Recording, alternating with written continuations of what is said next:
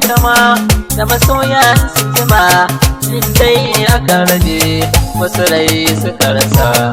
Zuciya tana zama gurin ta azama, sanadi na soyasa ina da kunne jinarsa.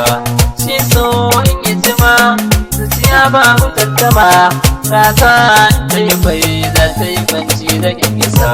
Kan so na bada himma jirgin so na al'umma, tauraro ake kira da na faso na lashe gasa.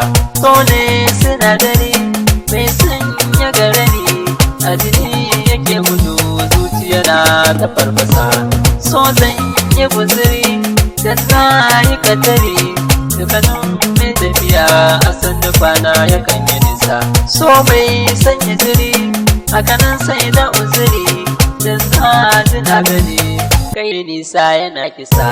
Yan mata a dangare babu ba gari, wanda ya gure muku darasi kuke masa. Na fito a sarari so zan yi zahiri, amma ka taba hannu wuka na wasa. Kin zamo masoyiyata ko na ce habibiyata, so ya yi babaya jinin jiki zai na kasa. So kamo sirroniyata na faɗa kin zance mata, wanda za a yi farmiki ni za na bar masa. Zan zam jini da hanta kogin so na karkata, shafi na so na bude zuciya ta sami amsa. So kan sa rikita wasu ma suka mata, sanadi na so yasa waɗansu kai na su sun fasa.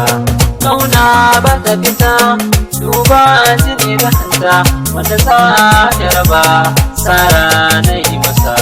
Rambo kawar da sauro zaki basa su taro, har sa shi na so gana harba na so kirasa.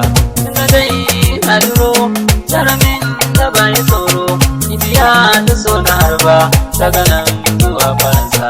Can ka idan ta shuro wata gani sai da taro, na sha daɗi da so jini da fata har ma da sassa. Wata ta yi gwaggwaro ni na yi zanzaro, tafiya nake hanya garin masoyi bai da nisa. Da gida na baro hadari ruwa ya tsoro, duk abin da ke birnin so a yau na dosa.